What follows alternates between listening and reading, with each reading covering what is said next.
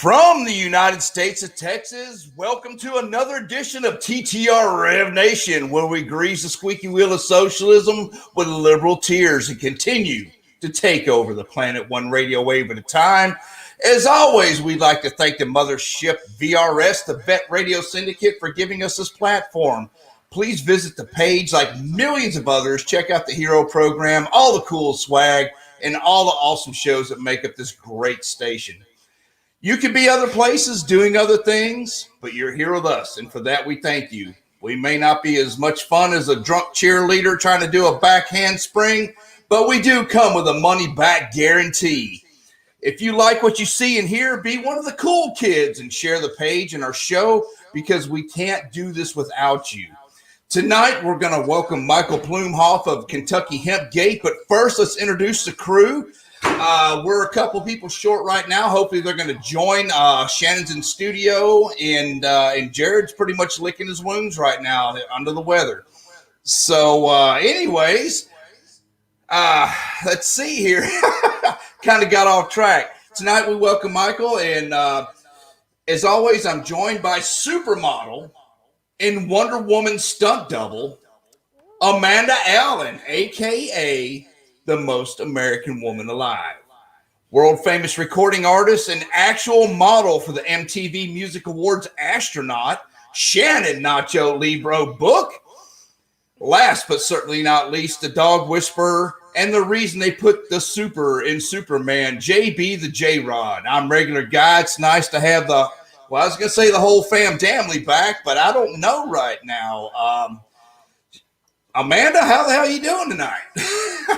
Doing good. I guess we owe them one, huh? It was those of us that were absent last week. So I guess so. We had the family thing going on, and this, that, and the other thing, and work, and people are funny. They want their gas and oil, and that's kind of where I fit in the equation. So they're real weird about that shit. But I'm so excited. We've got Michael on here, and I've done a lot of research on this, and I've got some questions. We're going to bring him on here directly. One quick thing on my personal page, Ansel Morris, I've got my birthday fundraiser going on for Val 22. If you can, $5, $10, it all counts. And if you can't afford that, then please share the link. Val 22, Dave and Stephanie are just phenomenal people, and I can't think of a better organization to be working with. They do their best to prevent veteran suicide. So there you go. Tanya, thank you for sharing. Jeff, hello. He's in the house. Amanda, what you been up to this week? Well, my husband went on vacation. That's why I was absent last week, because, family first. Always. Roger that.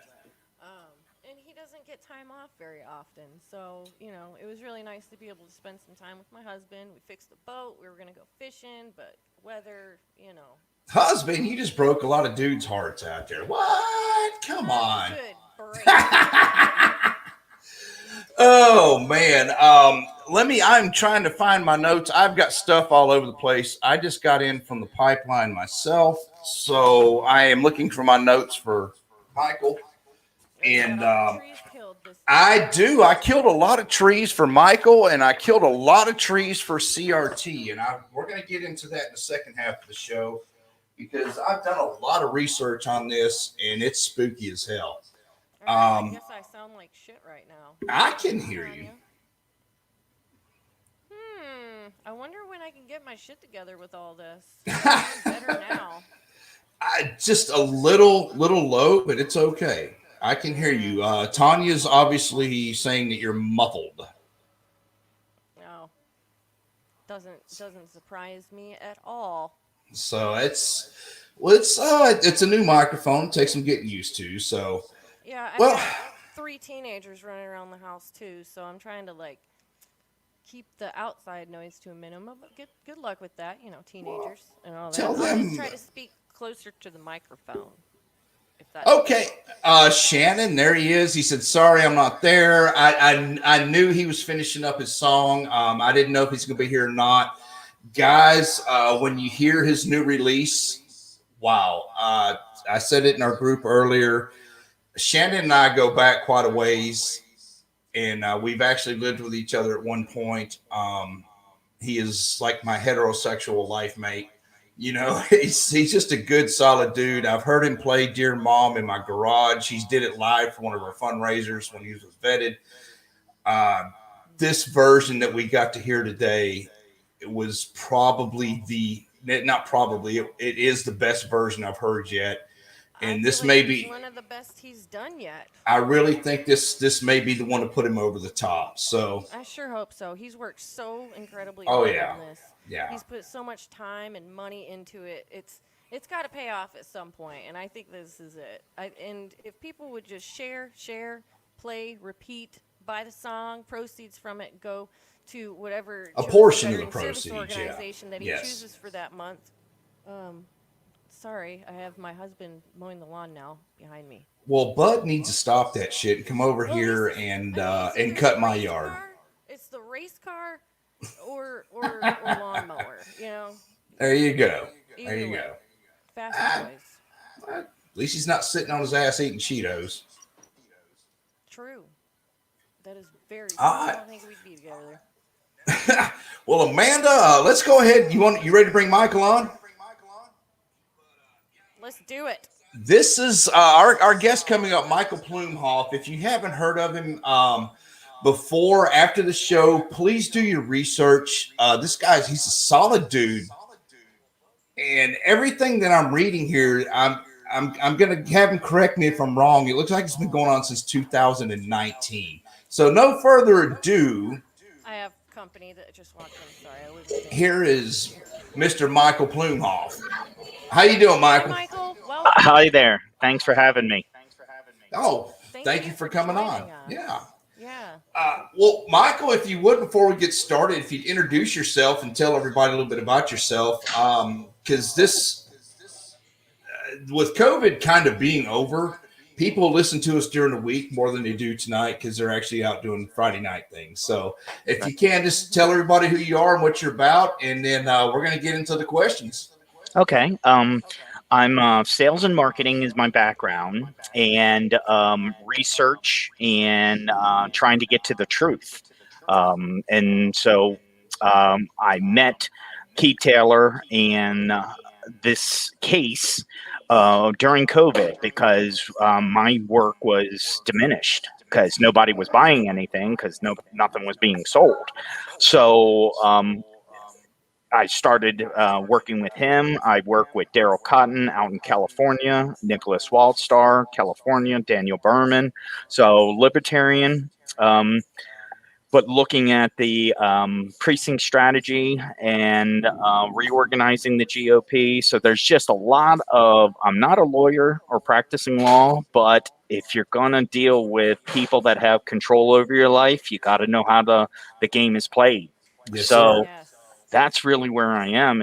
I'm just good old fashioned, the tipping point, get the connectors, the mavens and the salespeople. And I'm a connector and a salesperson. And I'm just trying to get this message, trying to get this vicious story out there and get to a settlement and bring industrial hemp to America, where veterans can take off and really get employed and quit the BS with the politics, expose, investigate, audit, all that. And coming out of COVID, now's the time for the true warriors to rise up. Okay, now you said the case. Now I've read everything that you sent me, and I was in shock. I really was, and I let some of the guys at work read it, and they're like, "Wow." If you would tell us a little bit about the case. Okay. From the beginning, moving forward. When you said it started in 19, it really the planting season was 2018. Okay, so let's just start when with hemp and cannabis. They're two different plants. And hemp equals stalk, cannabis equals stem. A lot of people don't understand that. And you can't grow them 5 miles close to one another because the hemp will take over cannabis. Wow. Okay. Farming 101 here.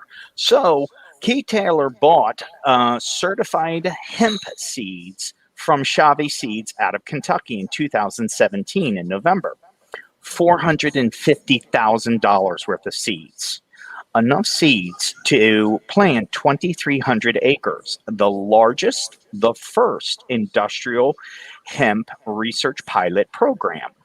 And that is being governed by the USDA, oversight and this was in regulation. Kentucky, correct? West Kentucky, Okay. yes. So Jamie Coomer's, Congressman Coomer's area, and so forth. So that was 2017, thinking he was getting hemp seeds, and Marco Polo brought hemp from China. So Italy has some of the strongest variants and strains of hemp, and the hemp ropes, the Mediterranean and all the hemp rope came out of Italy. So that's a little history lesson from 2017. The guy put down this much money to get the certified seeds, and Shabby Seeds was the only seed manufacturer or importer that said they were certified.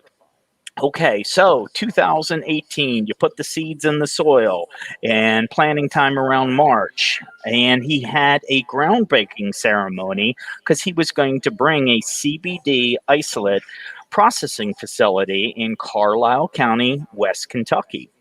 And he hired directors and got it all videotaped and so forth. And he had partners from HMI, China.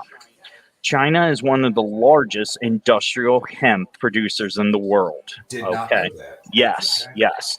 So from there, like we know with corn, knee high in July. Okay, so hemp grows 9 to 15 feet tall. Okay, people really don't understand the height of hemp, but Keith Taylor, being the money man, the contacts with the CBD isolate technology, because remember, CBD can and does cure cancer, but Big Pharma does not want that in play. GW Pharmaceuticals, who got bought by Jizz Pharmaceuticals by $7.2 billion. Hey, I'm sorry, real quick. I need to put a disclaimer in there before we get shut down. These are opinions of Michael Plumhoff and TTR-REV Nation, and in no way are we medical doctors. So sorry. Okay. we got it. We've been down this road before, brother. So, no problem. Sorry about that. No, you're good. Speak your mind. Yep. So research. Thank you. Okay, so things were planting and growing. Okay, and let's fast forward to the plant didn't get built. The Chinese didn't invest the $5 million. The Chinese sent plans saying, "Oh, we're going to make it 3 times as big. Oh, don't worry." So something was afoot. Okay, Keith Taylor is a Special Force Marine and guarding nukes, as he says, and a Stanford graduate. And he's done industrial projects, and he was a partner with California's finest, the outdoor cannabis company. So in Kentucky, they were like, we need somebody who knows how to grow outside and grow to the largest scale. So they found the mark, and that's Keith Taylor. So he was getting really upset, and he's flying all over the world, Estonia, Poland, and so forth, working with CBD isolate. Okay, and he has King Royal Biotech and Fletcher's, a famous surfer out in California, who was going to be rolling with his CBD isolate, and he was just constantly getting in struggles with the law firm of Frost Brown Todd. Now, Daniel Cameron is the Attorney General of Kentucky, sitting right now, a former partner of Frost Brown Todd. So now the lawyers start coming in, and this is how crazy and how abusive. And this is sitting on 2,300 acres, correct? Yes, multiple plots. Okay, so 2,300, Murray State is the university in Kentucky that was watching and chaperoning this project as well. And then from Italy, the doctors, you can only get 5% CBD concentrate in hemp.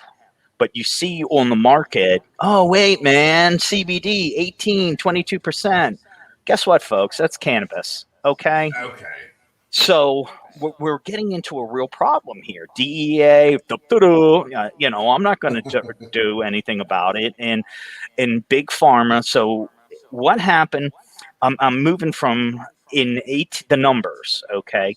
So he had his field report. You have 6,842 bales in the field. Okay.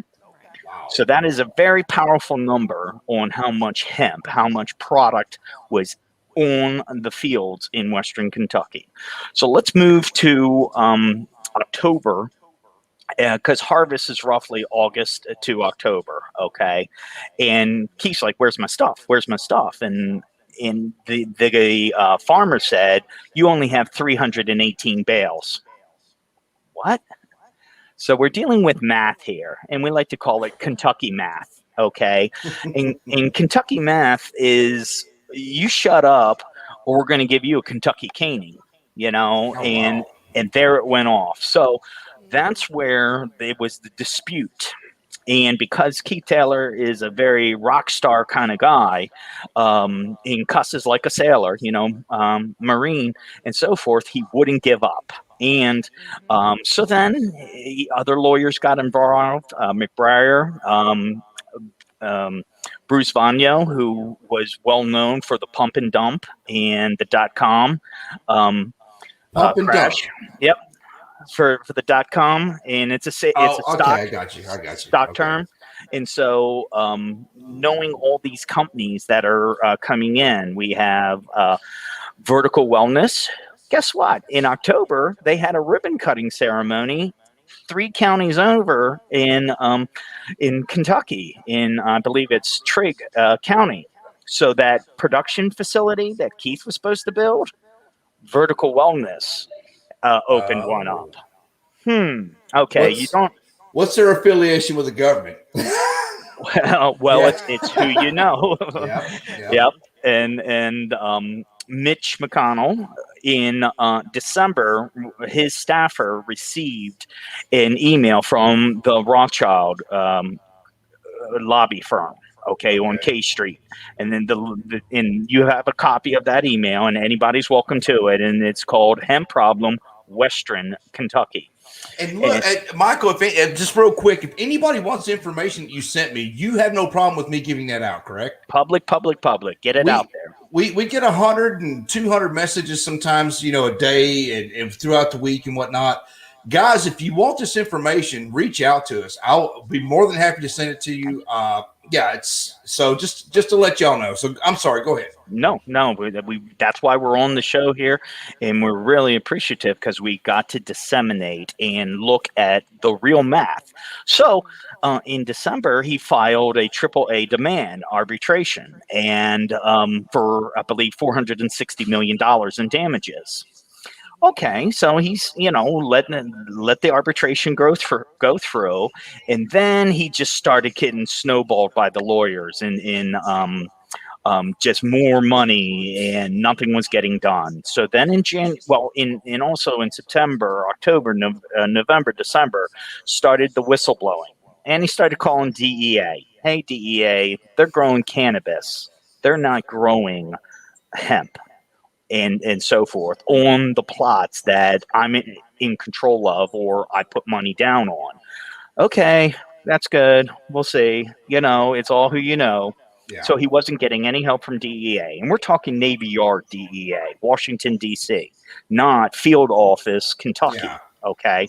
So that's first red flag, or just huge. And then from DEA, he did the whistleblow, and USDA, FBI, all in January 2019. So I want to get into that real deep here in a minute. So go ahead. Yeah. That was the whistleblow. Okay. And that's where he just said, this is what's going on, folks. Mitch, Jamie, Andy, Bashir being the governor, everybody's involved. They're growing cannabis, but they're under the hemp program. Wake up. So the question I want to ask you real quick is, it's about Keith Taylor. You kind of told us a little bit about it, but the fact that he was arrested on July 19th, is that correct, of 2019? July 11th. 11th, okay. And we're going to get into the arrest. Yeah, and that's what I want to talk. That's what I want to ask you about, because it seems like there's, reading all the documentation, there's no warrant, no search warrant, no warrant for his arrest, anything.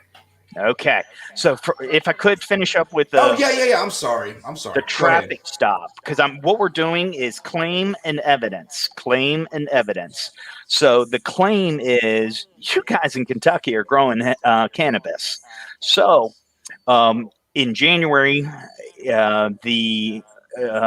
his product got shipped through Oklahoma in Pawhuska County on the Osage Nation tribal land traffic stop. And guess who was protecting the cargo? Patriot Shield, a veteran armed guards. Well, if you're trucking hemp, do you need armed guards? Nah, it's hemp.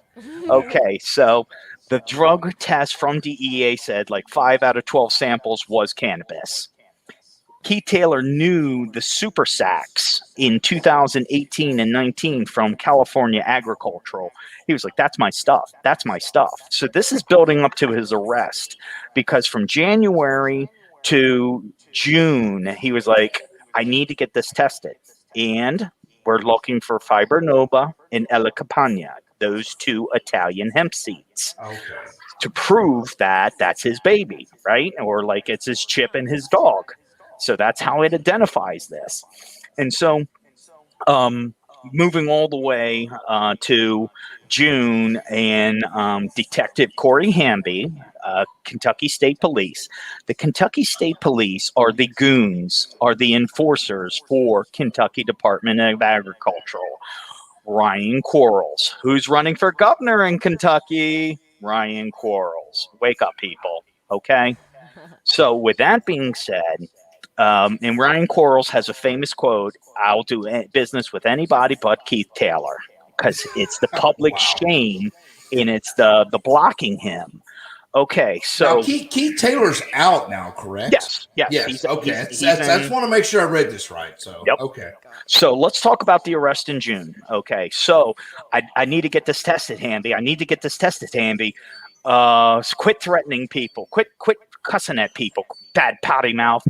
Quit threatening people. So they got him on the Kentucky charge, intimidating a participant during a legal procedure. One charge. Okay. So then on July 11th, U.S. Marshals, California, show up at his house, roll out on the street, and over the loudspeaker, pull him out with machine guns.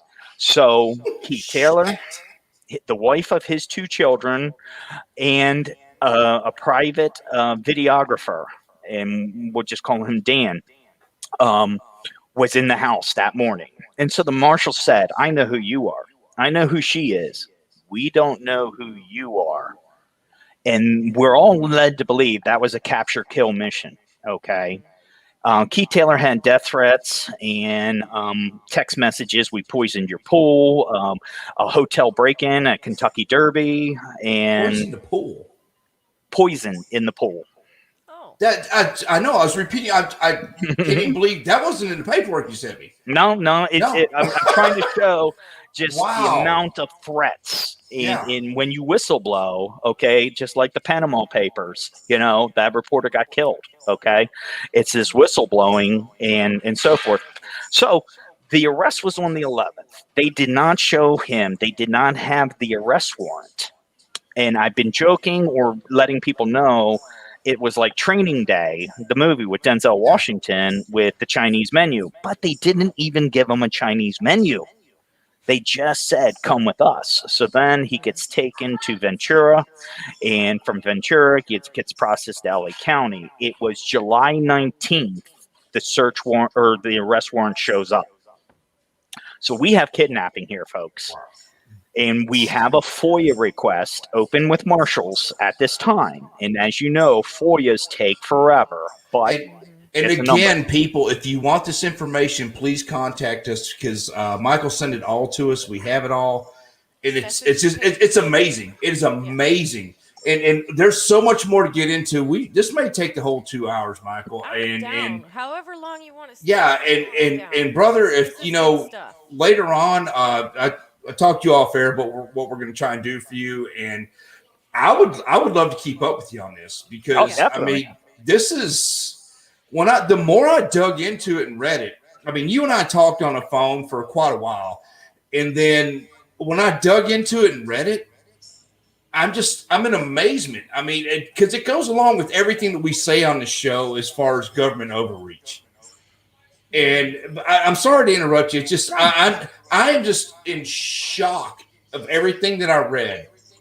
And I was talking to Amanda off air too. I kind of want to touch on CRT tonight, and if we have time in our 2 hours, I'd like to get your opinions on this too, because you're very well versed individual and you're very knowledgeable. But I have so many questions right now, so I want to get into the judges and the props, and and so anyways, I'll just close my pie hole and go. Well, the key thing here is we want this out, and we want to share this with your audience and the veterans. And a lot of veterans are abused and aren't heard. And then, are you taking your meds? Are you suicidal? They have that as the first thing to go to. So I really need to say that is, I asked you, I was like, we're looking for researchers. We're looking for swarmers. And we'll start naming names and going through this. So there was the arrest. So Keith is in the pokey, okay, LA County. And about, when people go to jail, they suicide out or they fall downstairs, right? So that was constantly on his mind is they're going to kill me. They're going to kill me. They try to kill me. Yeah. Yep. So Andy Bashir, the attorney general at the time, signed a governor's warrant, and they tried to get him into Kentucky. And he was like, if I go to Kentucky, I'm dead. So just back and forth. He never got extradited to Kentucky. And in December 12th, he got released on the streets like a common dog. Okay. And the California judge was like, I don't know what's going on here. But if I see another warrant like this, we're not going to execute it. But what does that do? Right. He just spent 5 months in. Okay. So, so that was December of 19. I met him in January of 2020 through the videographer. And it took me 3 months to go through 1,000 emails. Okay. This guy was an ex-narcotics associate or consultant for the FBI. So he has FBI handlers, okay, and so forth. And he's done some very industrial projects. And but the media, and that's why we're talking with you folks right here and now, because the media is so corrupt and so biased. It's beyond fake news. It is such covered up. Okay. It's horrendous. It's beyond. Yeah. So then comes April. Okay, so in April, Mofo Proto, is because we were thinking about doing a documentary, but this story won't end, because we want to have the settlement. We want industrial hemp into America. So we started with FBI Louisville and Kentucky State Police Commissioner and JCC, Judicial Council Commission. So that is the judge's sort of like a referee or umpire, where they have to look at the judge's rulings. Now, Keith Taylor has one still open, and I would like to get into that charge, and that is the intimidating a participant during a legal procedure. Now, you guys remember Black Lives Matters hanging out on Daniel Cameron's lawn in Kentucky? July 15th? Yes. And 87 of them? Okay, well, 87 of them got cuffed up. Guess what one charge they got hit with? Intimidating a witness during a legal procedure. KRS 524.040. 2 days later, charges dropped. And Daniel Cameron, Frost, Brown, Todd. So we went to Daniel Cameron's criminal investigation. Okay, so we already hit those three. Okay, FBI Louisville, Kentucky State Police Commissioner, and IA Internal Affairs. Because cops be dirty, you got to dig after them, and JCC. So we got no response from Louisville FBI. Go figure. We gotten the quit calling us until you got a case number. Now, again, I mentioned that Keith Taylor had done work with the FBI. TTaylor91909190 at gmail.com is his evidence email given to him by Special Agent TJ Hanna.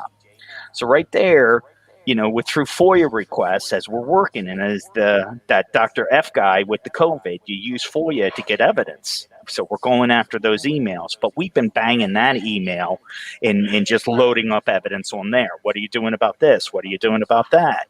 Okay, so that's what happened in April. So we gotten JCC, take no action. And then FBI, quit calling us until you get a case number. Internal Affairs was the best one. They were like, boy, you got a charge open on you, and you got to come back to Kentucky and have your day in court. Okay, that's going to happen. So, all right, so that was that round, okay, and that's what makes this case so important. So then from there, we moved on to Attorney General Criminal Investigation or Criminal Affairs, and Tanya Casey to Edward Price. Edward Price said, you guys are trying to use a criminal case to influence your civil case, and we're not going to investigate. Now, this is the same state that used a criminal charge. Yeah. Exactly. So it just shows the corruption. Straight up, Frost Brown Todd, who Glassman and Jonathan Miller, is the Hemp Roundtable. So if you Google the Hemp Roundtable, you will find it in Kentucky. And Keith Taylor is like, you guys are trying to price fix hemp, and you're trying to price fix truth. There you go. Yeah, that's with Daryl Cotton's. And I know we're not there yet, but I've got some questions about that too. So this and also understand it. Everybody talks about seeds, man, and strains. You got to know your strains, man. So in March, I'm doing a little bit of a throwback. I went into Kentucky to go ahead and inspect and collect the 318 bales. Okay. No one time in my life I ever thought I was going to be tarped until that day. Okay. And I cleaned up my house. I wrote letters to my daughters and just saying, I really believe in this guy's story. I see the evidence, but this could be the end. But I go ahead and count the bales and I take my samples and we get it tested, and all of it has 1.4% CBD was the highest. And 5 strains were there. Ella Campagna was not there, but Fibra Nova was. So they just blew down the field and just wrapped up the barrels. So if you're going to be a criminal, don't be a sloppy, stupid criminal. But they're doing it. And that's yeah. So there's where we are with trying to work within the state. So then from the state, then we go to FBI, Office of Professional Responsibility. Who has ever heard of OPR, right? But we just kept on digging and digging. So then Special Agent Stuart L. Platt. Then from Platt, we go to ID, Inspection Division. So that is FBI's IA. We have had 2 conversations with Douglas Leff.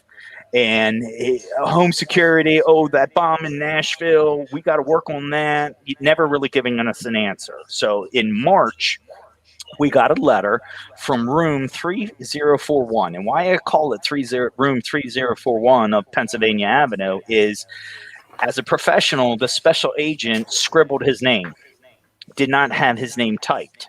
But in the letter, it says, take no action. We're not going to investigate this case for internal affairs. So right there, that is the hugest red flag. You go to school, if you're going to sign your name is typed so people can identify you. And that has been the tail of the tape. since December, we've gotten letters from DOJ, go to FBI, go to DEA. And we go to them, and then they say, go back to DOJ, go to USDA. So we call it the circle jerk, or we call it, just the ping pong, to be a little cleaner, and so forth. So that's what's been. It's fine. We'll go with the first. Yeah. Okay.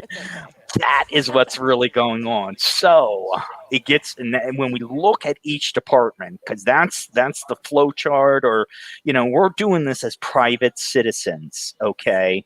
We're not lawyers. We're not investigators. We're just, sales and marketing people that enough is enough. We want CBD to be cheap and to be available.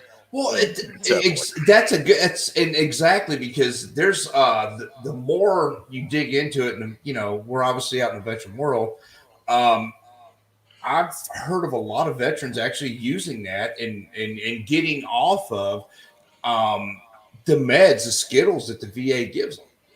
Exactly. And, that's what we preach about a lot. Yeah. A lot is getting off the meds. Yes. And alternatives to the meds, because you can't just pop. You're just done with the medications. You have to look into what it is that you're going to fall back on. Yep.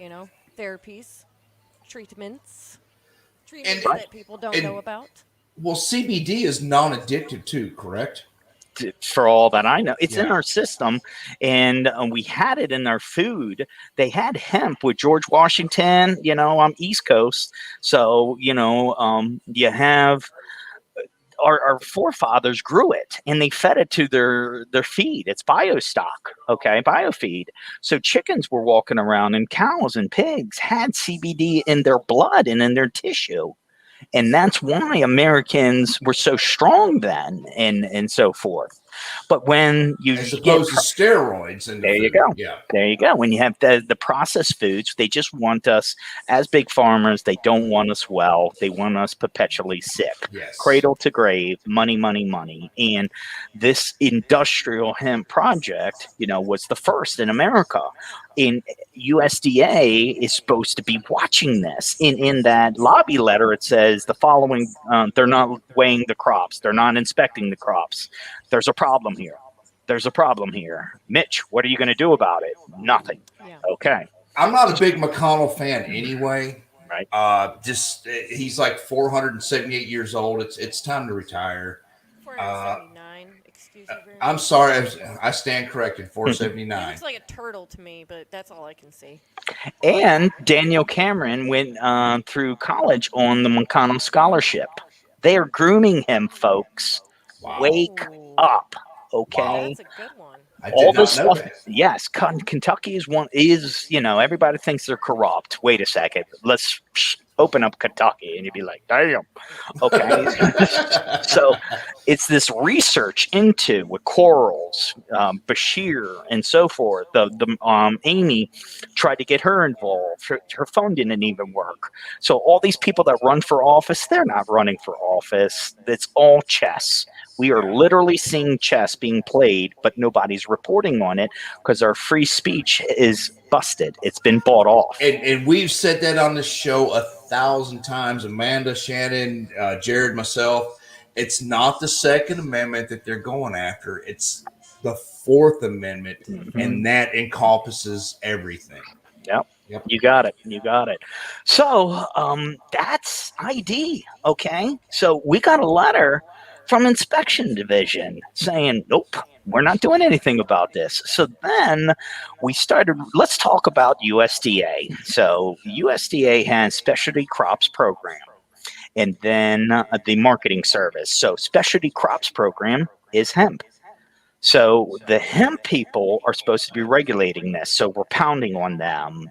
What's going on? Well, it's not our job. And it's under the 2018 Farm Bill that reverts back to the states. We're like, nah, this was planted before Trump signed it. You're culpable and responsible. Investigate. This is where it gets really sick. Okay, so we have William Richmond, who is the director of Specialty Crops Program. And he said, Keith Taylor threatened me with physical violence. Oh, no. No. being No. playing on the threat game. Okay, this is very important. So we get a call from Joe Aseo. Joe Aseo is USDA OIG, Office of Inspector General. Did you threaten? And Keith knows he can't talk to other adults by himself ever again because of the lies. I got you. Okay, so Makes sense. I get a call. Yeah.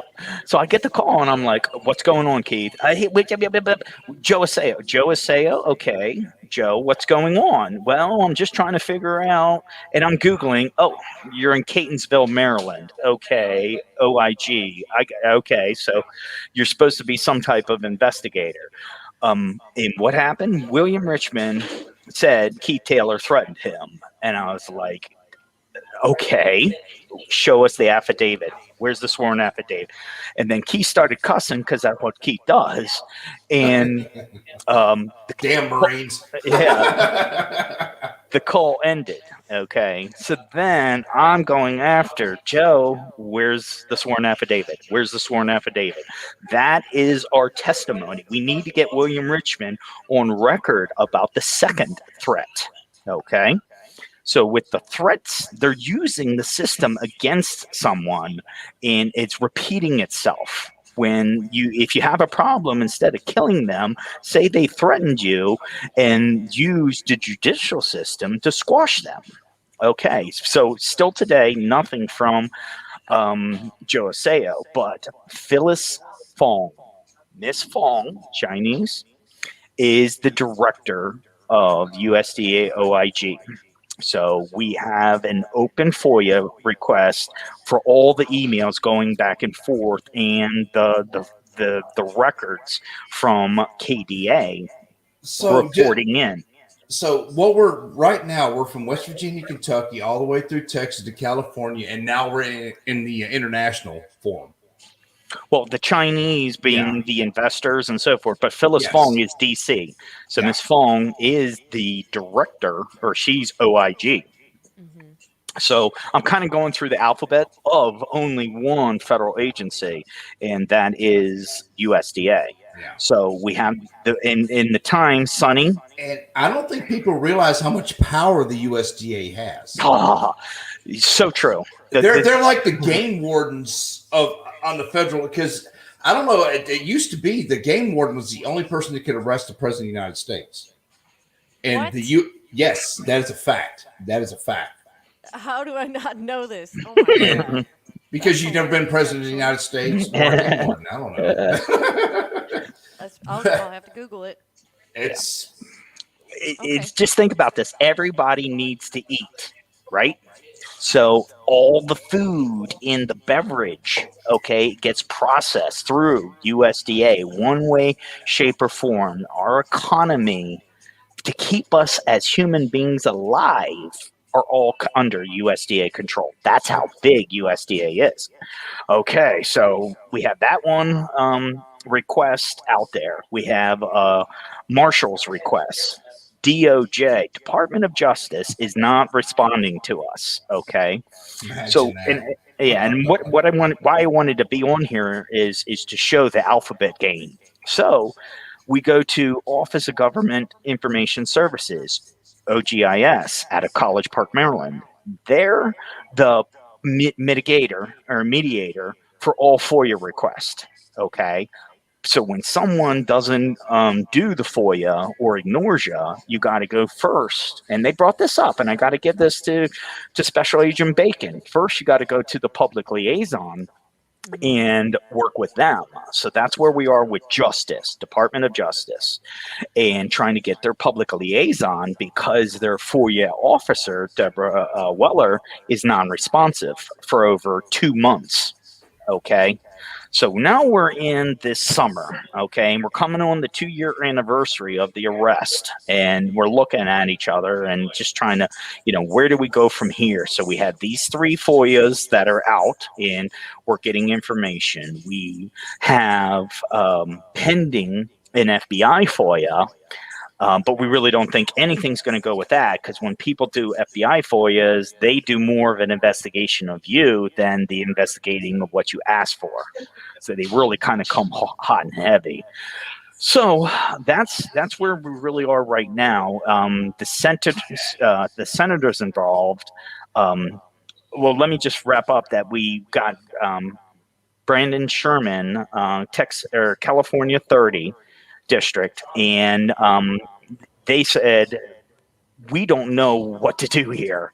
And we contacted DEA and USDA, and there's supposed to be a liaison. So Robert Baguette wrote a letter in this March, 2021, saying your complaint's closed, and we referred it to DOJ. Ping pong. We got a letter in March saying go to the FBI, DEA. So right there is the paper trail that the federal government has become so fat and bloated and so corrupt that we can show from office to office to office why they're passing this potato around, because they're protecting the elite people, the politicians. Okay, so where we're at right now is Keith Taylor's kind of in limbo. We've got 2,300 acres of hemp. They're gone. Yes. And we don't know what the hell is going to go on from moving forward. Right. We're trying to get a settlement. And let me give you another number. 27. But even a settlement, though, what about future sales? What about the veterans that he was going to put to work, the veterans he's going to help, the cancer patients he's going to help? So, I mean, a settlement's one thing, but moving forward, and that's what piqued my interest when I talked. Yeah, it's the industry. Yeah. Okay, yeah. So the senators, and this is where we need help. Okay, so Sherman threw his hat in the ring, and literally we got an email saying they said no. Quit calling us. Quit calling us is literally what his underling said. We got Cameron Allred out of Texas 32. Okay. Yep. Your boy Cameron, well, he's been in touch with DOJ, but we've been asking to get name and number. Who you talking to? Silence. Okay. So we're pulling and we're trying to get as many congressmen and senators, et cetera, to actually look at this case, also known as on notice. Give them some sense of culpability that they can't keep on ignoring this, and by documenting all this. But it's when you say you're growing hemp, but then you're growing cannabis and you're trucking it under a hemp bill. And the omnibus bill says you cannot use federal resources to stop hemp trucks. Okay. Yvette and I actually, I told you when we talked, Yvette and I are actually state elected delegates, and this came before us as a vote. Moving forward in the Texas, on the GOP side. Right. And it got shot down because clearly people don't understand it. I didn't know until I talked to you. I mean, I knew there's a difference, but I didn't know all of this. I wish I'd have known you then. You know, it's just, this is incredible. Michael, we're getting ready to go to the break. If you'll hang with us, Amanda, do you mind if he comes back in the second half or no? Oh, I'd love it. Because I've got some questions. Yes, yeah, I'm very intrigued. Yes, I got some questions, but we do 2 segments every week, and first one's called Dumbass of the Week. So we have a little fun with this, and that got another classic one. I hope you got a good one. Oh, we do, and then we got some trivia, which goes hand in hand with the state of the nation right now. So, all right. So the dumbass of the week, a Florida woman. Her last name is Booze. What? Boobs? Booze, not boobs. Get your mind out the gutter. Booze. Yeah. Okay. Now she was arrested for drunk driving after allegedly slamming her car into a Taco Bell sign and then fleeing the scene. Kanisha Booze, 34, was busted late Friday. This is this past Friday for following a crash near her home in St. Petersburg. Booze was charged with DUI involving property damage, leaving the scene of an accident, and driving with a suspended license. She was released from the county jail and, posted bond, blah, blah, blah, blah. Boo's a mother of three. Stay classy, young lady. She works at the Taco Bell that she ran into. Oh, So, that's and according to the arrest report, she struck a tree, a Taco Bell sign, and then the water meter at 10:20. She was subsequently collared after being spotted speeding through two red lights near the restaurant. When she refused a breathalyzer, her eyes were bloodshot, had alcohol on her breath, and everything like that, and declined samples. Now, here's the mother of three, single mother of three. She has custody of her children. Her rap sheet includes 7 separate convictions for driving without a license and driving while intoxicated, and convicted of marijuana possession and grand theft. So you, Miss Kenesha Booze, grand theft. from Florida, stay classy, Florida, are our dumbass of the week. I will do the dumbass of the week next week. Please do. Because I have an idea. It's better than yours. All righty. And then, all right. So, do we have enough listeners in here to? Yeah, we'll do trivia. Yeah. And all righty. I don't have the music. I got it. I got it queued up. Shannon's usually our Jeopardy dude. So, all right. So, what we do, Michael, is we'll do the Jeopardy thing, and then if they answer within the time and it's correct, then we send them out like some of our gear. So, all righty. So, Frederick Ingalls is best known for what? Frederick Ingalls is best known for what?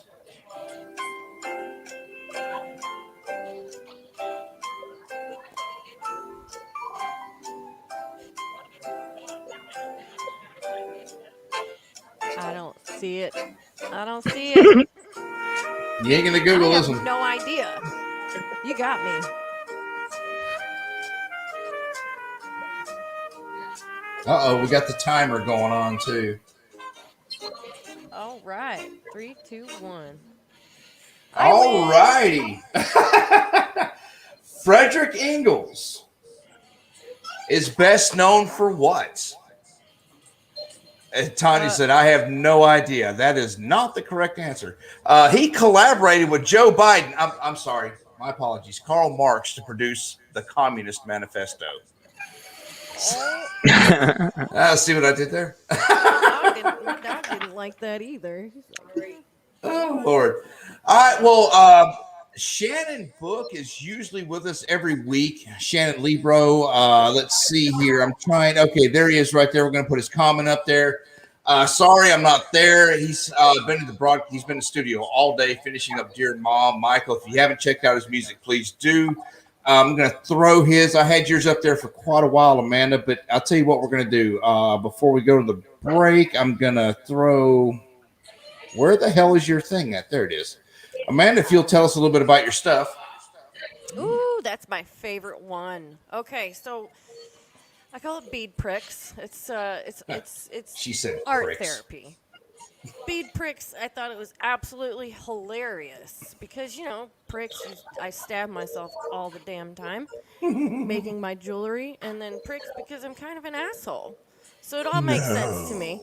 But I use this jewelry making as a form of art therapy, and I'm telling you what, I've gone through so many different forms of therapy that hasn't done shit, and then I found this. And art therapy isn't just jewelry making, obviously. You can paint, you can write poetry, you can do anything that you need to do. Take the picture down, please. Thank you. Or we could kill children. Well, I didn't mean that out loud. Sorry, that's just a joke. That's a joke. The problem is getting started with the art therapy, considering it costs money. But also, you have to get past in your mind, oh, well, I've never been a creative kind of person. I'm not good at art, and whatever. Art is art, and art is yours, and it's never going to be perfect. It's imperfectly perfect. So do your art. If you're feeling like shit, bust out your kids' crayons and a damn coloring book and sit there. Sit there, turn on some music, and I swear by it. I swear by it, and I want other people to be able to know about it and give it a try. But this jewelry is how I do it.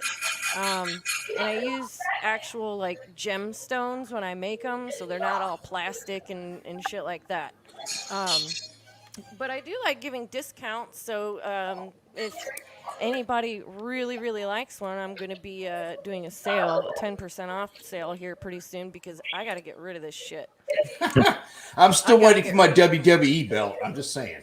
Shut your face. You buy me the stuff for it, and I promise you I'll make one. You talk to Yvette, see if she'll buy it. If she'll buy it, I'll bring it. How about that? All right, bring it. And also, Shannon usually does his own promo here, but we're going to go ahead and throw it up there. Shannon's actually in the studio right now doing a re-release of Dear Mom. I'm sorry, I lost my train of thought there for a second. And I think the goal is with Shannon by the end of the year to have an entire album out. Hey, Dean, what's going on, brother? You missed the trivia. And Dean's show is coming up next week, by the way, the Dean Cerny tribute show. So stuff is getting mailed out this week, kids. So, anyways, yes, Dean's been a long-time listener, follower, supporter. But wow, I'm not sure what that was. Okay, so Shannon, his music's on Spotify, Amazon. It's on iTunes too, correct? I believe it is. Yeah, it should be. And so anyways, with no further ado, Michael, if you would stop your cam and mute, we'll bring you back here in about 5-10 minutes. We're going to play Shannon's songs, his latest releases. And I think, what do we want to kick it off with tonight, Amanda? Not Alone. Not Alone. And then how about we go from Not Alone to I Need to Breathe? Sounds good. I'm pretty sure he put in the chat room he wanted to hear I Need to Breathe. So, all right, no further ado. Shannon, we miss your ass. Want you back here with us next week, but we're going to go ahead and play music anyways. Love you, brother. We'll see y'all in a few. Please join us on the second half.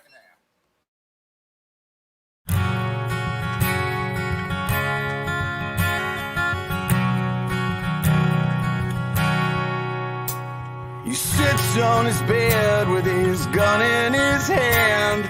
He thinks his life is over, he can't understand. A bottle of whiskey and some pills in the drawer. He doesn't want to hurt himself or hurt anymore. Why must it be this way? Just think it all over and listen to the words I say. You are not alone. There are so many people who fight with their demons each day.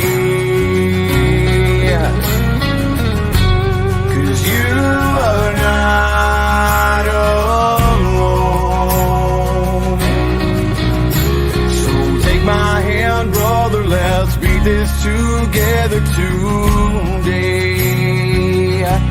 You're not alone.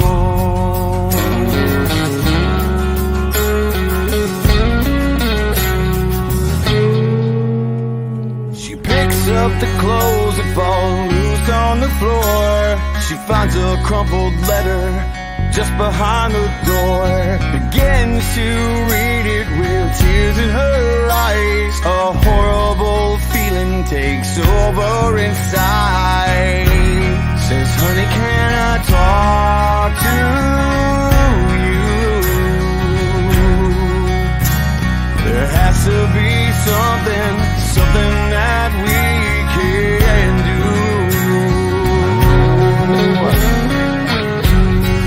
You are not alone. There are so many people who fight with their demons each day.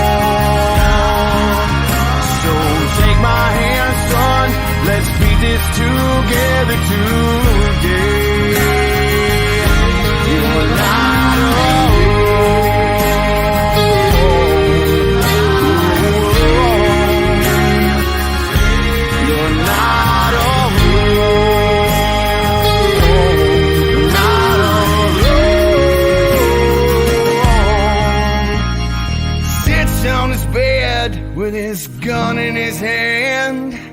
He puts it away, 'cause now he understands.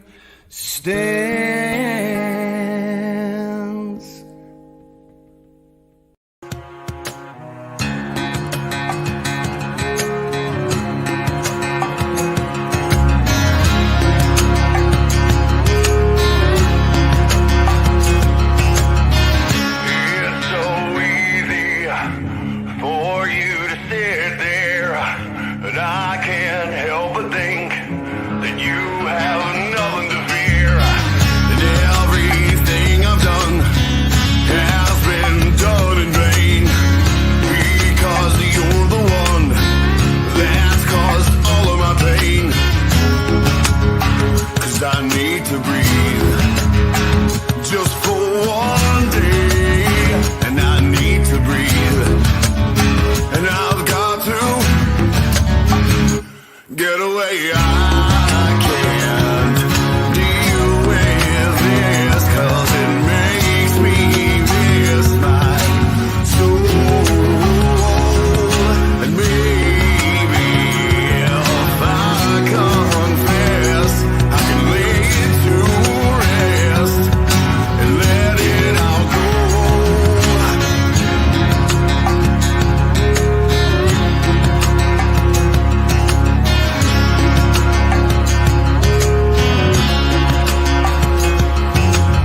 And I can't sleep at night.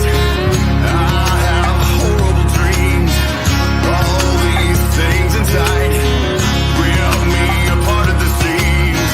And I can't help but think this will never end. When will I feel my heart? And where does the peace begin? 'Cause I need to breathe just for one day, and I need to breathe, and I've got to get away. I can't deal with this, 'cause it makes me miss my soul. And maybe if I confess, I can lay it to rest and let it all go.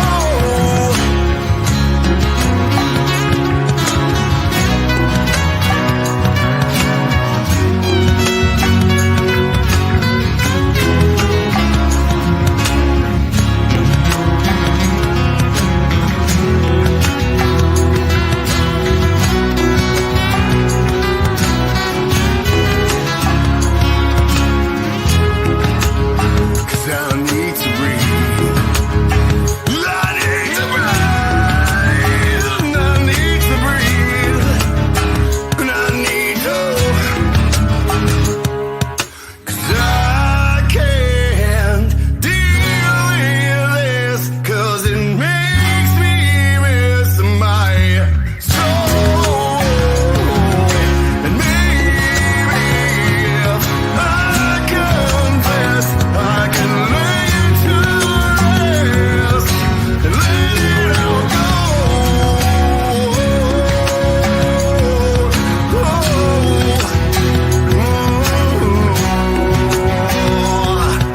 Yeah. 'Cause I need to breathe. I need to breathe. I need to breathe. I need to.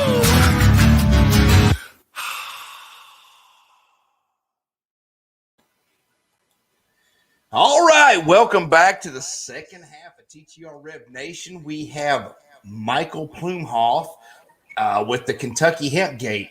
Now, Dean, I don't know if you've been listening. I think the comments you made about Nickelback, dude, I saw that when you did it live. That's freaking hilarious.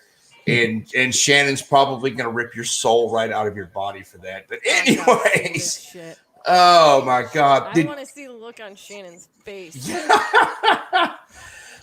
Okay, so we're already 10 minutes into the second half of the show. So I've got a couple questions I'd like to ask you. Amanda, do you? Yeah, I have a shout out really quick. Okay, I didn't go run ahead. by you, but So they got this awesome shirt. Okay. Okay. All right. So this is my Fourth Oh, of July shirt. that's your friend that makes that, right? Yes, Rockin' Cactus Designs, Brandy. She is absolutely amazing, and she does a lot of work in the veteran community. She's actually gone around to like businesses and schools and Okay. educated people on Red Fridays and things like that. So I'm gonna put her website actually in the comments. Okay. So everybody can check out what she's got. I have a few different shirts. One of them is the Valor shirt, and oh my god, I absolutely love it. This is the brand new one for 4th of July that she just released. So Do you want to put it in the banner? Time. Throw it down in the banner so people can get our website, write it down, whatnot. All right, I can try and do that. And we'll talk off air because you had brought something up about maybe moving some of the merchandise over towards her, and we'll talk about that off air. But I'm interested. So, okay. So the second half of Kentucky Hempgate, this is just really good shit. I mean, this is good stuff. Okay, so I want to get into. Obviously, I'm going to get into the judges. That's question number 3.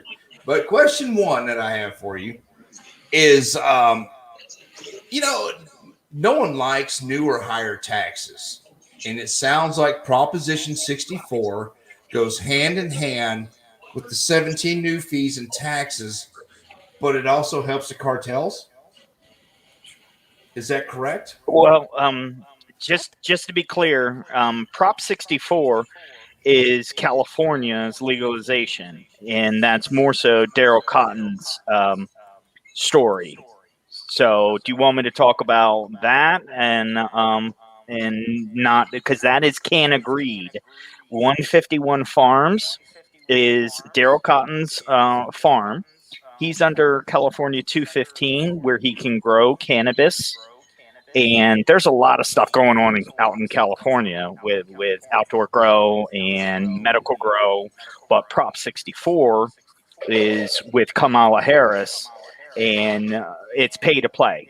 Okay, so just so with 64, everything is a cartel. So you have the hemp roundtable cartel, and then you have the California pay to play cartel, and that's where people get or they make payment for the licenses, but then they don't get the grow licenses. That's what's going out in California. So California is the biggest poopy show of making it legal. And that could be an entire. Well, okay, there you go. So yes, there is fees upon fees, and then people aren't getting to grow. And then if you want to grow, then the sheriffs come and knock you out. So that's California's issue. And what we're afraid of, the MORE Act, okay, was again allowing California's dirty laws go national. So you're seeing Blue saying, oh, we're going to have cannabis federal legalized. Well, let's look at your past performance. Let's actually crack open, Prop 64 and so forth. And Nicholas Wildstar, who's running Republican for the governor, and Gavin Newsom just announced on September 14th, the summer, is the reelection. And he's going to repeal Prop 64 and let it go back to 215, where it's a medical, cannabis is medical, and anybody that's trying to turn it into profit, it becomes a monopoly. It becomes a cartel. And that is clean evidence. We're seeing it over and over again, but the laws are preventing us from doing anything about it. So, yeah. Does that answer your question about Prop 64? And it does. Okay. Yeah. Okay, so now Proposition 215, it covers the right to grow your own medicinal cannabis. So does Hempgate take the cannabis out of the hands of cancer? Or and PTSD patients, and I kind of worded that wrong, kind of backwards. Okay. I'm pretty sure you know where I'm going with this. Well, Hempgate, okay, Kentucky Hempgate is dealing with the bad stuff and the politicians in Kentucky, okay? What you're asking about with Daryl Cotton and Canagreed, and he has 3 years of his law case and so forth. And there's all those 3 other cases that are in Ninth Circuit California court right now. Okay. So I just want to make sure that what's going on in California, he's able to grow and hasn't been raided, and he has 151 farms and so forth. And when you have so much money, it becomes commercialized. And the stocks, you guys been following Canna stocks and forth. So that's another arm of the pump and dump that we talked about. And here's the thing, as we might or might not know, legal settlements are non-taxable. So there are companies, if you look at Gencana and so forth, back on the Kentucky side, these companies are suing one each other and they're paying tax-free. So we have to really do the auditing of these lawsuits between companies and the fights. And when money goes missing, Gencana had $750 million for reorganizing. It took $750 million, and no one's challenging it. No one's questioning it. And this is all tax-free. Yeah, because it's lawsuits. Wow. So that's how the courts are being used in Canada law. Okay, so you got stuff going on nationally. Okay, and then Canada got involved and so forth, and there's suits across the boundaries and so forth, greenhouses, for sale. And it's how do you rinse the money? We're talking about money laundering here, folks. Okay. Yeah. It's just that simple. So when you really see stuff like that, that's what's going out there in the California with the judges. And I can't, and I would love to, follow up with Canagreed. And there are 4 cases that are out there. And one gentleman committed suicide with 2 gunshots to his head. Okay. Oh, and wow. He signed his company over 16 days later after his passing. And no judge will rule on that. Okay. Wow. Okay. So, is that where we're going to get into the 3 judges that you sent us? Right. That's, and I'm sorry if I kind of stack stuff up there because what I was trying to show you is. Going. Okay, that Kentucky's doing its dirty business, but Oakland and D'Angelo and all that kind of stuff and the pay-to-play stuff's going on in California. So we have to look at cannabis and hemp, and we're trying to get hemp out for the veterans. We're trying to get hemp for textile and get our clothes, made with hemp. And so forth, the shirts, but get the mills going, okay? And it would be a better product at a cheaper price. And the carbon footprint, and the Greta Thunbergs out there. Yeah. So there you go. So it's one of those things like keep hemp, understand hemp, quit confusing it because you're only confusing it because you're black market selling it. Okay, yeah. I mean, look what's going on in Kentucky. They masked their cannabis with hemp, boop, boop, boop, down the truck. Okay. And you've seen in the news, DEA, there was a G6 and it was loaded full of cannabis, but the manifest said hemp. Come on now, people. We're not children. So that's what's going on out there with Canagreed. Is the small guy is just getting persecuted while the people that paid for Prop 64 to go through, you follow them and you look at their balance sheets and their lawsuits, they're just killing it. Okay. And then I did some research other than what you sent me to, and I'm probably going to screw these names up. The Judge Bashant, Southern District Federal Judge, Judge Joel Woeful. Yep. Okay. He is a Superior Court state judge and Chief Justice Sidney Thomas, 9th Circuit Federal Appellate. Now, can you please explain to all of us how they've overreached their jurisdiction and exactly how they are protecting each other? Because this is where it gets down to the nut cutting right here. Well, this is dealing with can greed, and it's a positive conflict between international law, federal law, and state law. If the feds say cannabis is illegal on a federal level, and then the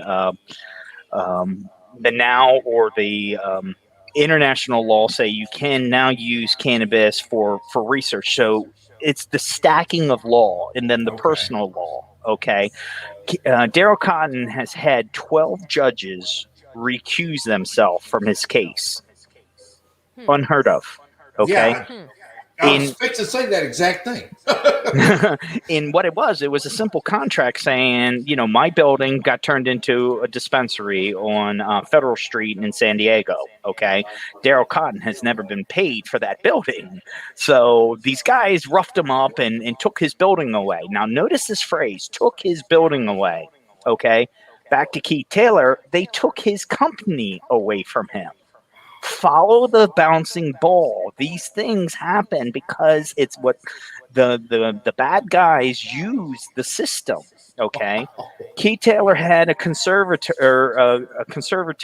or conservatorship, and so forth. Not once, but twice. Then, when this case started, once we got involved, Mofo Proto, we started asking. The guy had health issues and resigned. So the guy that said that 6,842 bales weren't there and only 318, 27 million pounds of hemp got misplaced, got stolen. But when people get their 27 million. Yes, that's the weight. You have 6,800 and there's like 900 to 1,200 pound bales, and people lose legs. Oh, remember Johnny? Yeah, he lost his leg because a bale rolled on him. Well, hemp is heavier than wheat or hay. Okay, so what's going on out in California? Yeah, so just know that they took his building away from him, and nobody will rule on that because it's the very basic contract law. But when you mix contract law in with the C word, cannabis, it gets really dark and dirty. I'm glad you Yeah. specified that. Yeah. I know what your dirty mind was thinking. I'm just mad. I just got a message saying I look like I'm gonna kill people with the look on my face. So that's what happened out with the judges. It's called the black wall, and you can Google it. It's when lawyers don't sue judges, and when judges don't reprimand other judges. And Reuters did a 1.5 year research called the Teflon robe that Daryl has quoted on. Okay, so this stuff is published stuff. It's just nobody's doing anything about it. Wow. You said Teflon robe? The Teflon robe by Reuters. And I can send you the link after.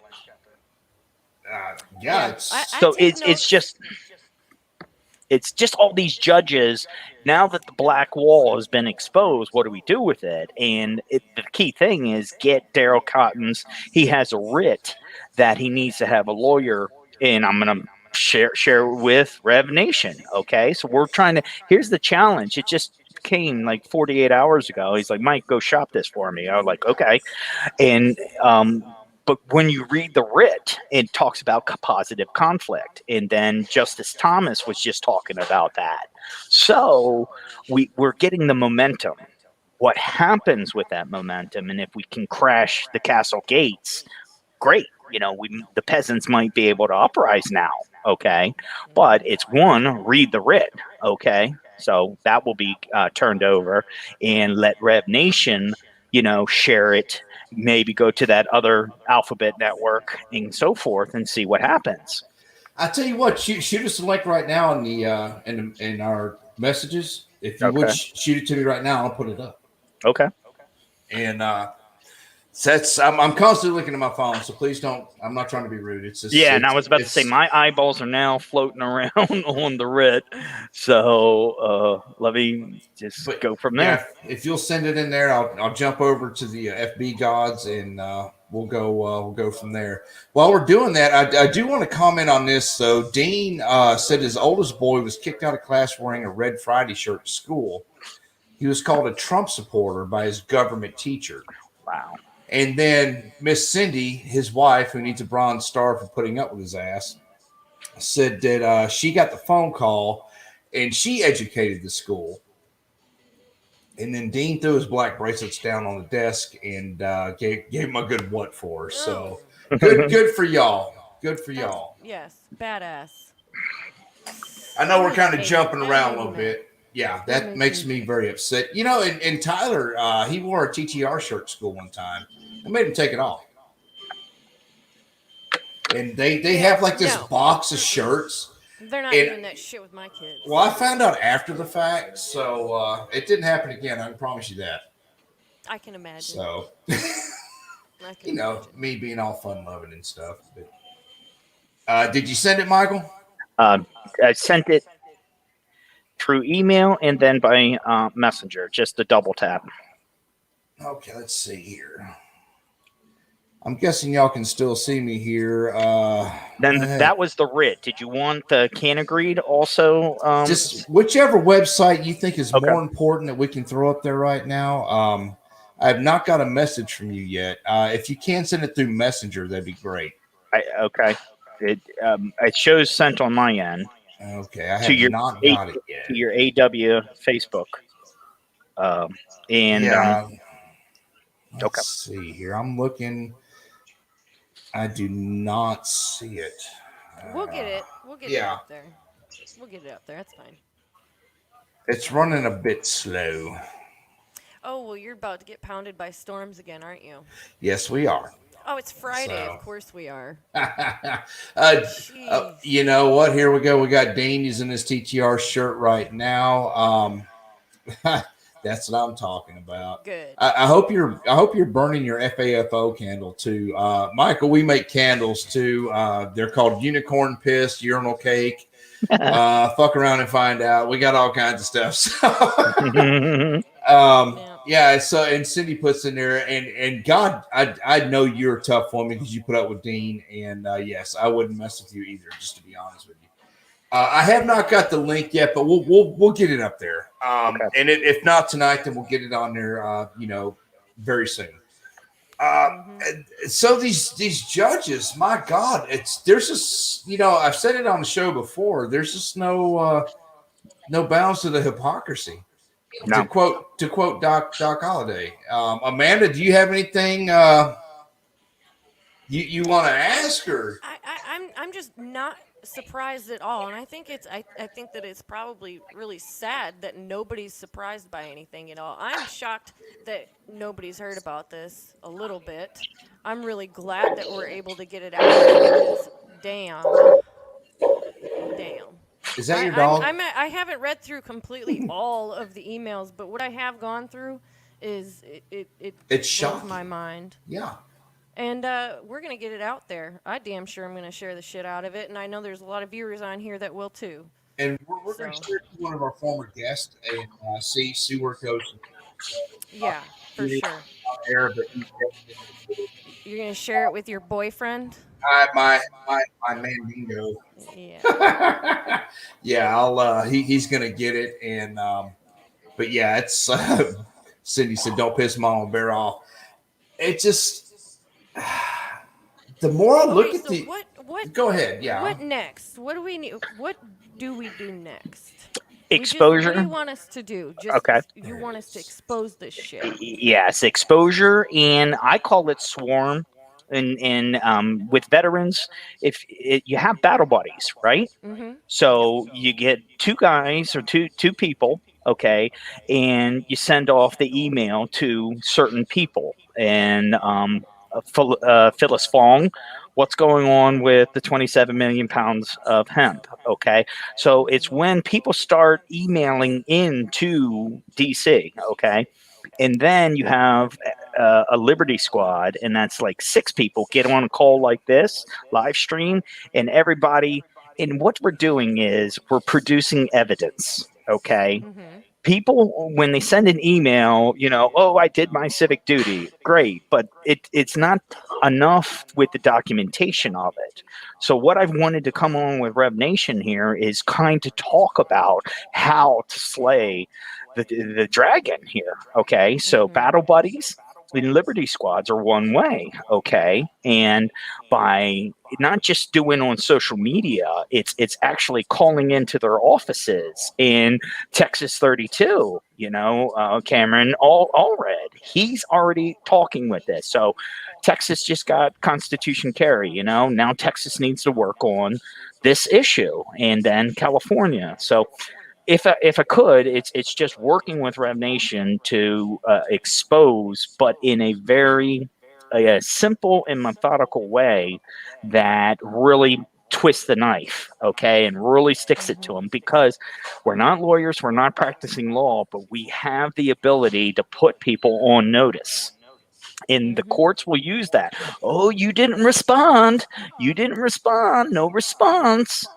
So by just saying, okay, FOIA 21010, that's an active FOIA number, and publishing all the FOIA numbers, getting that Marshall number out there, getting OGIS's number out there that's been unassigned. So we got some thing, but the more, Maryland, in the Amish, barn raising. We're coming to Rev Nation to raise a barn.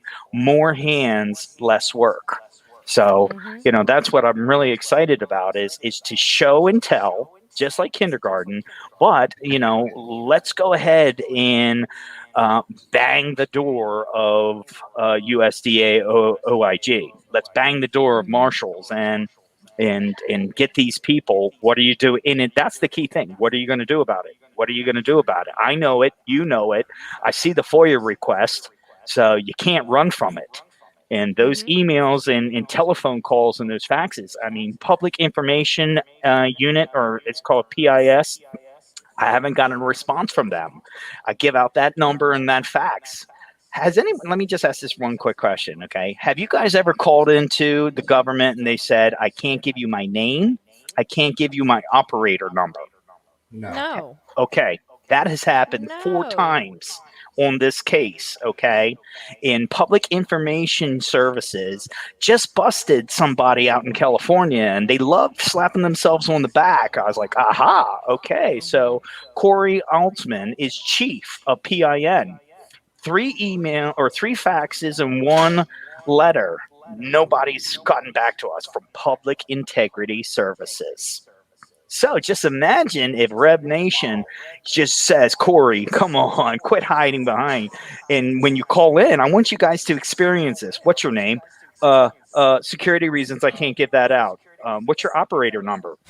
Can't give that out. I have talking to Analyst 4 at USDA, and I have talked to Ada Quick, who is the secretary to Christina Ricci of Office of Attorney General, OAG, at USDA.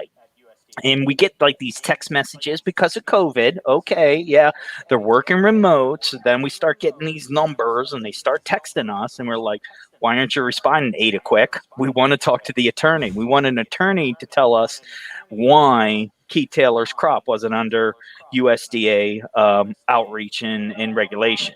Silence. Nothing. Yeah. So that's what we're trying to share with Rev Nation is let's get a swarm together. Let's start, punching and showing people how to dismantle or how to interact. But also, I think if more veterans got, called PIN and be like, where's Corey? And who are you? And they're like, I can't tell you my name. Yeah. And that, again, that has happened to us, 4 times so far. And my favorite one was USDA ombudsman. And ombudsman is a fancy word for middleman or mitigator. Okay. And the ombudsman said, what's your name? I asked, I don't have to tell you my name. And I have that in an email. So our federal government has now gotten so pious and so just controlling. I will take your money, I will put you to work, and I will make you suffer. But then when you put them on check and when you try to hold them accountable, then we get, I'm not telling you my name. Yeah. And lastly, we call it the no letters. In our no letters, it's when we ask for information and they come back and say, take no action.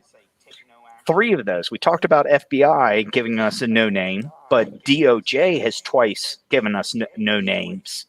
So they'll give us a nice little letter, a blow-off letter, a kiss-off letter is what it is. But it's like, wait a second, who are you? You get paid a federal salary. What is your name and title? And through FOIA, we've been requesting to get these names out. But FOIA can take months to years. That's a reality. But if you stack up FOIA requests on top of FOIA requests, what's going to happen? Eventually they'll be like, okay, we have 42 FOIA requests on the same thing. There's a trend here. It's all about spotting the trend. So that's what I'm asking of Rev Nation, and also to get your listeners, ask questions. Let's get this going. Get this a strong Q&A, and we're all about claim and evidence. And if we need to put it out on a site and it's like, here's all the no letters, we want to turn it into a documentary, but guess what? That takes time and money. Well, I'll tell you what, I'm going to get with you on Monday. Okay. I'm actually off work Monday. And I would like, I know, wow. It's a Monday. It's not a weekend. Don't get all excited. So, I would like to get all this information from you. We'll start putting it out there, and we would love. I'm sure Amanda's the same way. I really wish Shannon and Jared were here tonight. Jared's actually around your area, and Shannon's from your area. So I would love to follow up with you on this in say 2 months and see where we're at. Okay. I'm not cutting you off right now. It's just I'm in shock. I really am. I think that we definitely need to have you come back on very soon. Yes. We're going to go through with the guys, Shannon and Jared. We're all 4 going to go through all of this in detail. And if you could we could probably all have a meeting on Zoom or on here too. Yeah. So we could set up a good Q&A, because I think that's a really good idea. I think our viewers should probably be able to, hop in here and ask some questions. So we'll have to market it a little different, but we'll definitely get it out there. I think that our common goal right now with meeting you is your common goal as well. So I think that it would be an honor to be able to help you with this. Yes. And all of everybody that else that's working for you or with you. I mean, child. I have teenagers like that. and it's with us, with our the veteran community that we're in.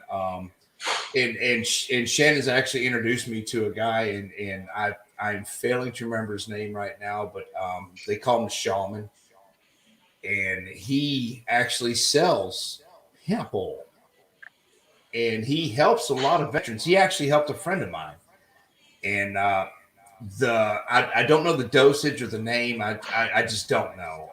I'm a federal employee, so I can't partake, but so I'm still stuck to my meds. But anyways, it helped Bobby out tremendously. His back pain, his depression. I mean, it was just it's like a wonder drug.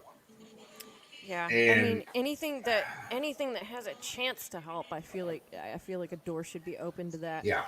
Because we all know, we all know, and we've all seen those crazy commercials about the medications that come on. They're like, well, all the symptoms of this could quite possibly be death.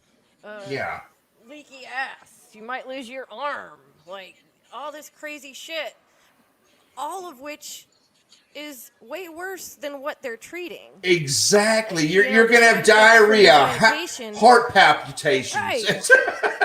Exactly. Yeah. And then they give you a medication to counter the side effects from the other medication. So this this is absolutely something that has to happen. I'm really thankful that you're on here. Yeah, Well, we're grateful, Team KRB and just all the canna people. And it's cannabis and hemp. It's a community. You guys are the voice. You guys are free speech. And we were talking about the no letters. Wait until you guys see the no media letters and marijuana movement. Our audience isn't interested. I Leaf would Nation. really. Yeah, we've gotten like 5 hit bricks, and they don't want to cover this stuff. And So- that's why we're here. Well, So, Michael, how did this happen? Did you just reach out to George? Well, no, I believe, the key thing is it's sales, so you can't, you ask for the 6 no. Okay, so I'm in sales as my background is the only thing I can say. So when I get a no, I have to go get a yes, and so because Keith is a veteran in the suicides and the drama with hemp and cannabis and they just won't explain the differences, and they keep everybody masked. We're like, enough of this. So I believe I reached out to Adam of Hero Media Group that we kind of talked about. He kicked over to George. George kicked me over to you, and so forth. But again, Mad Liberty Party. I'm going to be on World Pirate Radio, doing with Jaffe later on tonight, and but we've done some videos, and it's alternative media. It's podcasting, StreamYard, Jitsi. And because you will not get the truth from corporate media. Well, not to PSEC you, but we will circle back. And Amanda knows who I'm talking about. You know who I'm talking about. He's been a guest on the show before. He's a veteran, and I really think he's going to be very interested in this. And it's just I hope we can help. Hey, Jared's getting it pretty out there. bummed that he couldn't be on here. This is kind of Jared's thing. Yeah, and So Jared's I know that PMSing right he's now. bummed that he couldn't be on, but Jared's taking care of Jared right now. He's PMSing, so So about this documentary, you're just what blowing has me to off, happen aren't in you? order What to the get hell? Well, as Danny, the videographer, the story isn't over yet. No one's going to pay for a documentary. Now we're talking Tinseltown and so forth, and the story rights. No one's going to pay for an ongoing case. And Not necessarily. We need to talk about this more often. Bring it. Okay. So we got ideas. Yes, and we've got people too, actually. Okay. Well, we're ready to write it out and storyboard this and whatever we need to do. And again, it's helping the veterans get an industry for them and point out, you're not doing this and, all that toilet paper hoarding. Well, come on. We know the numbers with hemp and toilet paper. It's just to do it. I'm going to tell you right now, I buy it when it's on sale because I'm looking at the price of plywood. So if I can go to Arlen's and buy it for $4.50 a 12-pack, there's toilet paper up in my house. I promise you that. And then hempcrete and hemp wood. You press and you put the lacquer together, and instead of plywood, we just press. And one thing about the drug community, we know something about presses. So and that stuff is wood, but you got to grow. Montana has like 23,000 acres. Is the leading state right now, because Kentucky wanted to sell cannabis and hemp and good old boy Kentucky, or cornbread mafia is what it's called down there. Okay. So Montana has the largest hemp in America right now. So so please help if you can, and we will provide facts and evidence. Montana. Wow. I lived out in Montana for 3 years. I had no idea. Yeah. That was the 2020 farm report. Wow. They crushed it at 23,000 acres. Shit. Wow. And most of it is biofeed. I think that the industry itself, and I'm not including the treatment aspect of it, just the industry itself giving our veterans the jobs and the hope.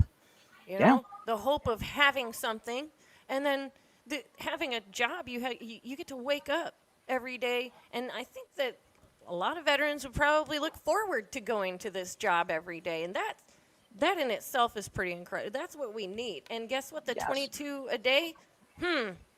What would happen to that number? Exactly. If we put our Yep. veterans to work and we get them off these medications. And not just our veterans though. I've seen the benefits. Not just the veterans. Yeah, right. I've seen benefits of a stage 3, 4, whatever cancer patient. And I'm not making light of it. I'm trying to remember the last time I saw him. But that made his last days very comforting. Yeah. You know, it wasn't a cure-all because it was at that point it's too late. But just to wait, he got off his meds and he just, to go ahead and say it, he smoked a J. Okay, and it made him feel better. It made him feel so much better. And so, but Michael, I appreciate what you're doing. I love, God bless. We could probably sit here and talk all night. We got a show back behind us called Hillbilly Radio, which is Great. yeah, they're pretty cool. They're pretty cool. And I would love, I'm sure Amanda, I'm gonna say we would love to have you back on. And I just the more research, Michael, I did on this, I was just in shock. Right. I really was. Because I think you sent us 6 emails. 1, And then 2, from 3, there- 4, 5. 5, okay. And from there, I just kind of took the ball. And Amanda knows I like to kill trees. I'm a tree killer. We both kill yes, trees. yes. And We're old fashioned. yeah, yes, we are. And I'm all handwriting notes. Yeah, I don't need a phone. I'm all handwriting notes and everything. What I would like to do is talk to you more, bring you on, like I said, here in a couple months. I would like to talk to you this coming week. Okay. And Monday's gonna be my only day, and I'll tell you all why off air. We got a lot of family stuff going on. But the Brian Gibson's got on there www.projectdiehard. Yes, Brian, thank you for putting that up there. But I want to talk more about these judges. I want to get into that because I am such the tinfoil hat, us against the rage against the machine kind of guy. I really am. And Okay. I want to dig more into that. We've only got a couple minutes left, and we always let's see here. Brian Gibson, I'm sorry, we're gonna go through the couple of comments. Michael, learned today that there's a nonprofit in Florida that helps veterans with tiny houses. I did see that, and it's $200 a week. Now I did see that they're brand new homes. They have like a kitchenette, a shower, a bedroom. It's actually badass. I know it's $200 a week, but they're getting a really cool freaking place.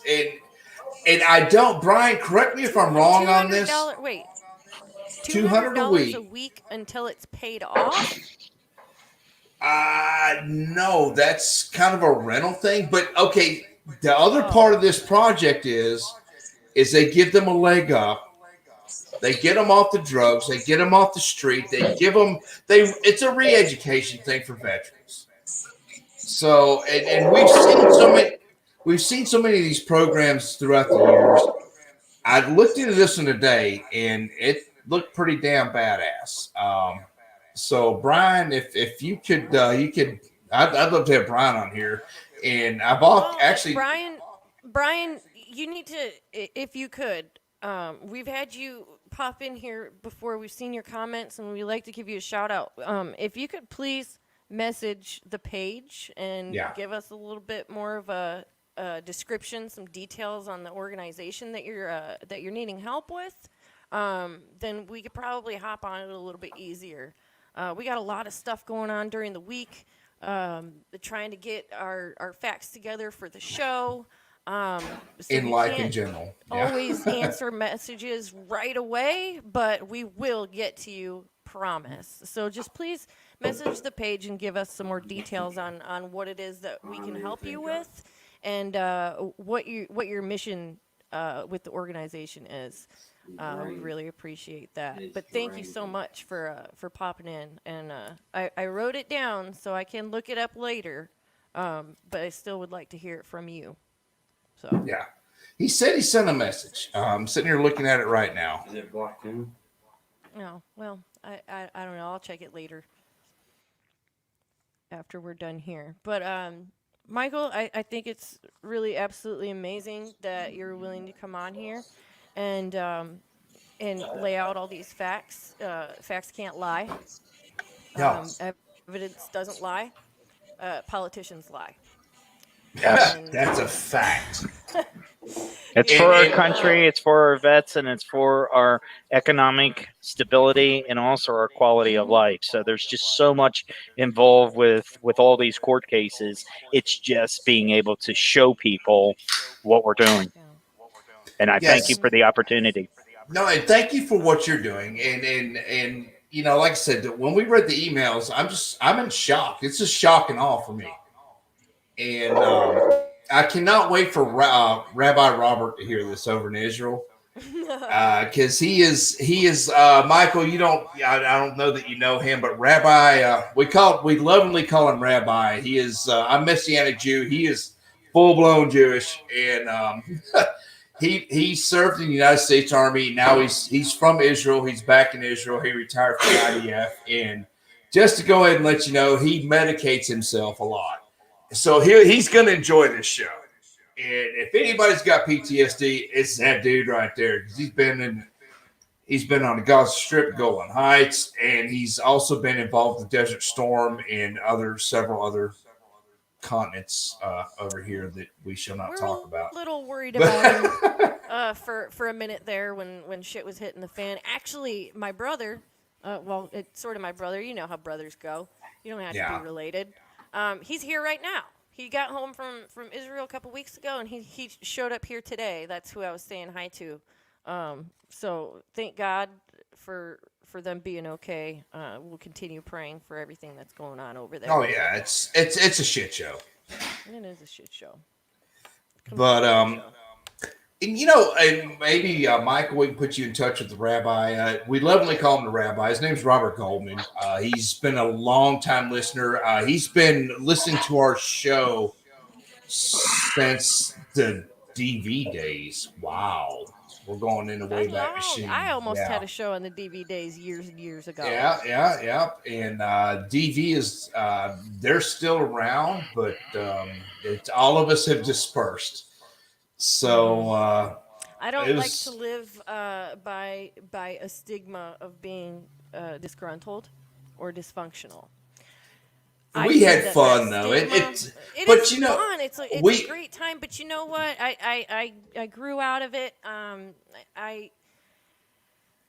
I would rather the stigma be these veterans are growing and they're better and they're not just crazy, insane, PTSD-ridden alcoholics. But if you go back to Six and the DV days, it's pretty much what started all this.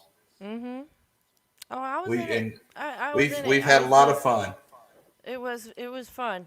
It was a good time. But then I started thinking about it, and you know, I can't question my own morals or anything like that. And so that was just my take on it, and so I moved on. No big deal. I still think that they're great. Yeah, it's I'm like you. It's just not my thing anymore. And but Michael, the invitation is open whenever you want to come back. I would love to touch base with you. And what we're going to do is we're going to show you the numbers here in about 5 days, and I think you'll be shocked. Right. So, and I'll get in touch with you about the other deal with my boyfriend there, and we'll go from there. But we're gonna end up the show like we always do. Amanda, if you tell us one more time about pricks of bead.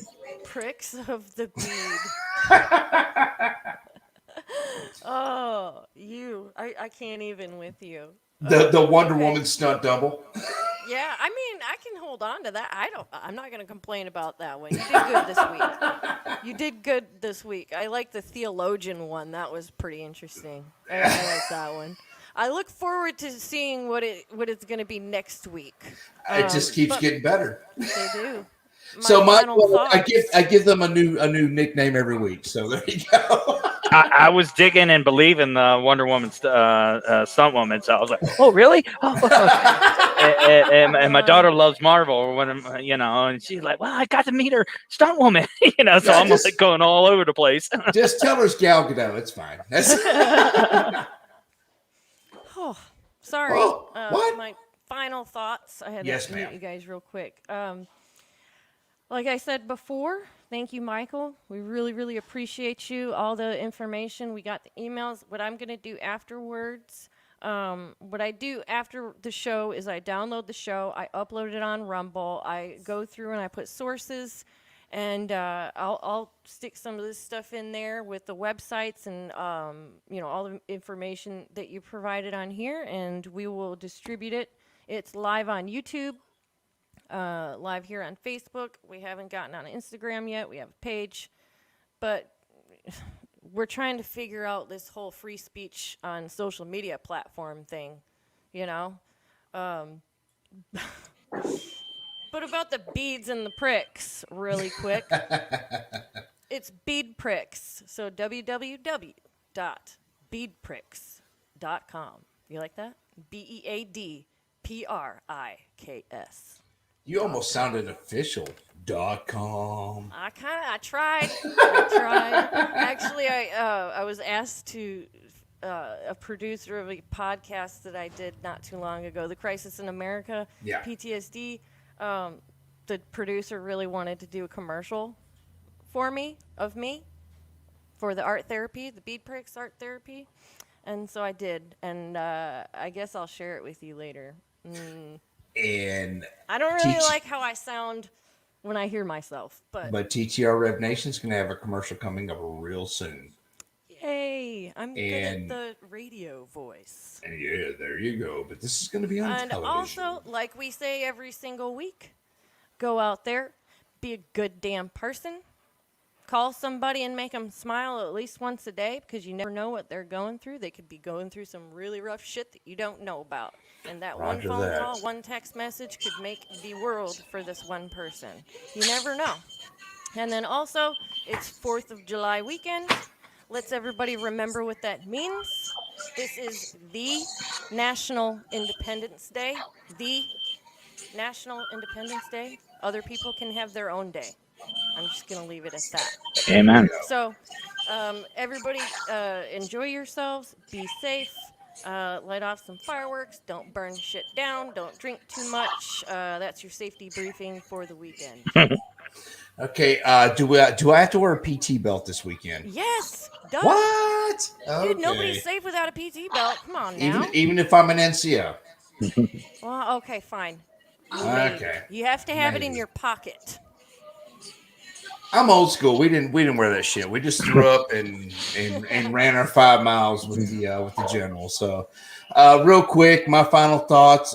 Thank you once again, Michael, for coming on the show. Amanda, thank you for stepping up while picking up slack for our bro hams there. It was an excellent show, and we're going to get the word out there.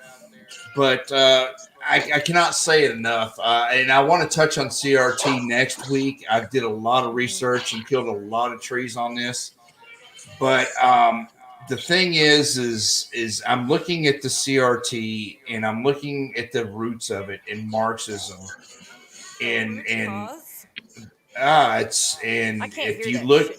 If you look at it through history, Marxism, Nazism, all of it, just all I can say is be a good person. Be good to each other. The time for the bullshit's over. It's time to be Americans. So anyways, we're going to finish the show with Blood Angel by Shannon Book, a song. Shannon is he was a corpsman, and we're going to finish the show with Blood Angel. I think, Amanda, is that his third release, or you're frozen? You are frozen. She's frozen, Michael. Oh my God. It's wow. Anyways, so we're gonna finish the show. The song. The show with Blood Angel by Shannon Book. Please go on Spotify, Amazon, iTunes, any place you can find your music. Go out there, and a portion of the proceeds go to prevent suicide prevention. Michael, thank you again. We want to have you back. You're an amazing guest, and you've got so much information. It's just 2 hours can't hold it. So, thanks for having me. Brother, and we will be in touch. Give me a shout Monday. Well done. And we'll get in touch. Rev Nation, we want to thank you once again for joining us on this Friday. And please be good to each other. And we'll see you next week. Same Rev Time, same Rev Channel. Awesome.